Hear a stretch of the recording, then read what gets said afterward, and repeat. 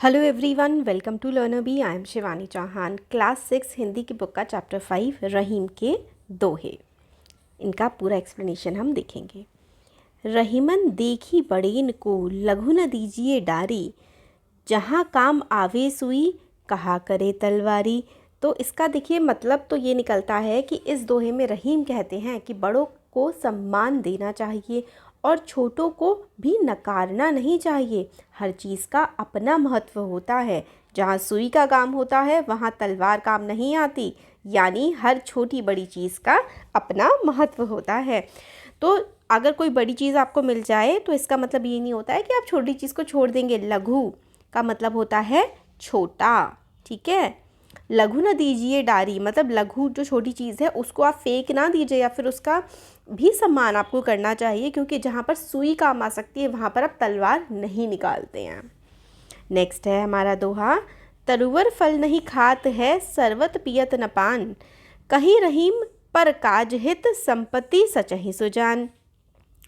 तो तरुवर होता है वृक्ष यानी कि पेड़। जो पेड़ होते हैं वो अपने फल नहीं खाते। सरवर पिय ही न पान, जो सरवर है यानी कि जो तालाब है जहाँ पर पानी होता है वो अपना पानी खुद नहीं पीता।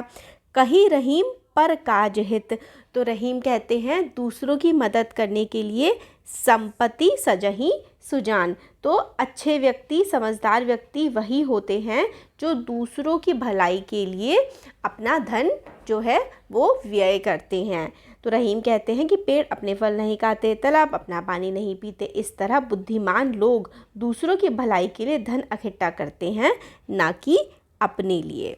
तो संपत्ति यानी कि धन, सजहि यानी कि इकट्ठा करना, सुजान यानी कि अच्छे जो व्यक्ति होते हैं वो दूसरों की भलाई के लिए धन का व्यय करते हैं, धन को खर्च करते हैं।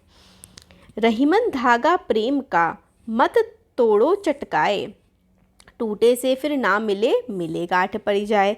तो रहीम कहते हैं कि जो प्रेम का धागा है ना, हमें उसको नहीं तोड़ना चाहिए, उसको मतलब सिजो के रखना चाहिए, क्योंकि अगर एक बार धागा टूट जाता है तो फिर उसके बाद उसको जोड़ने के लिए गांठ बांधनी पड़ती है, तो गांठ पड़ ही जाती है।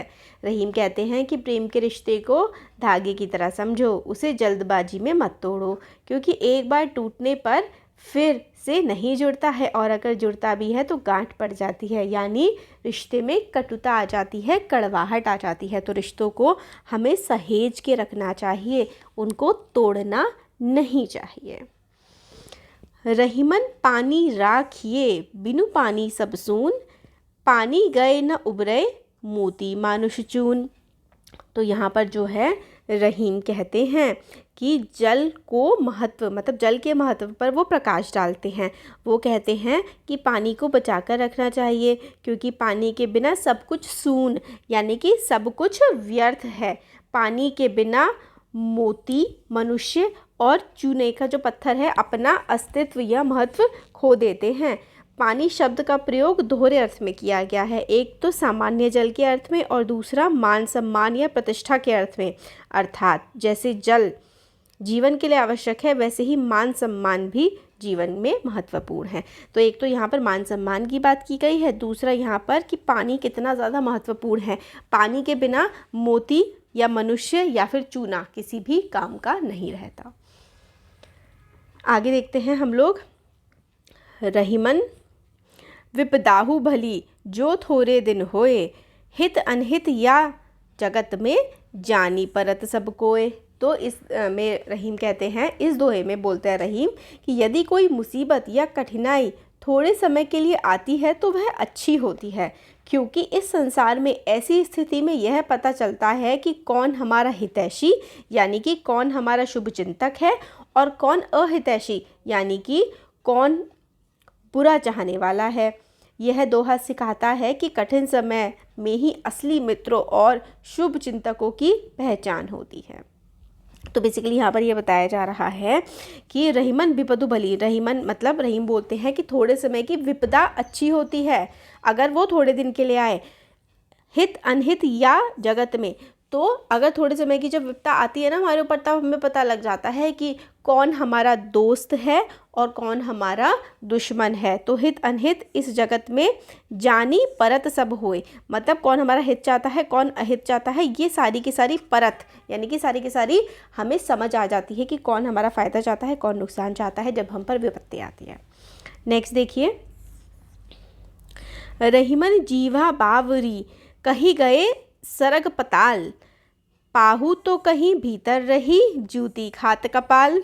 तो इसका देखो बहुत ही फनी सा मतलब है कि इस दोहे में जो है ना, रहीम जीभ यानी कि आपकी वाणी जो आप बोलते हैं उसके महत्व के बारे में बात की जा रही है। वाणी के महत्व और उसके दुरुपयोग के खतरे के बारे में वो बताते हैं। वे कहते हैं कि जीभ जो है वो पागल है, जीभ बावरी है, यानी कि जीभा यानी कि हमारी जो जीभ है वो बावरी है, जो स्वर्ग से लेकर पाताल तक की बातें कर देती है ना।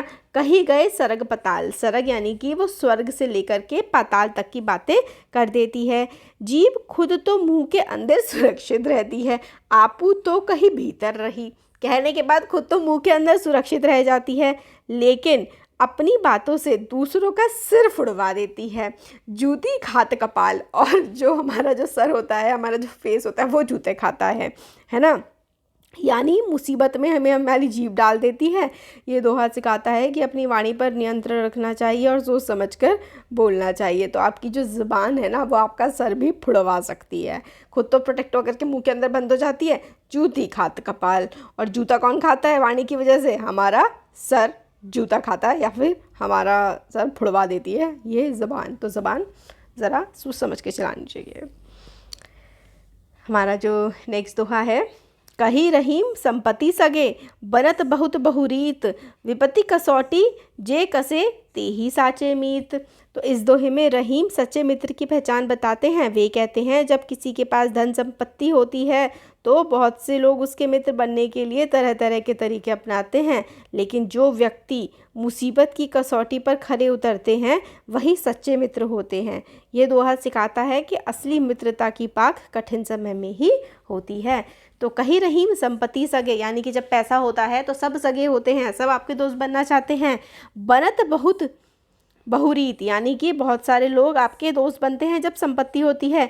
विपत्ति कसौटी जे कसे यानी कि जब विपत्ति आती है तब आपके साथ जो रहता है, ते ही साचे मीत, वही आपका सच्चा मीत यानी कि वही आपका सच्चा मित्र होता है जो विपत्ति के समय भी आपके साथ रहता है। तो वैसे तो ये रहीम के दोहे हैं और मगर इनको कंपाइल जो किया है वो किया है अब्दुल रहीम खाना ने।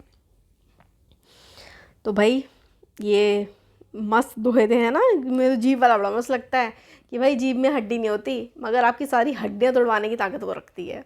तो ज़रा ध्यान से और सोच समझ की बात कीजिएगा। ये थे हमारे सारे के सारे दोहों का एक्सप्लेनेशन। वीडियो पसंद आए तो लाइक शेयर सब्सक्राइब ज़रूर करें। Thank you.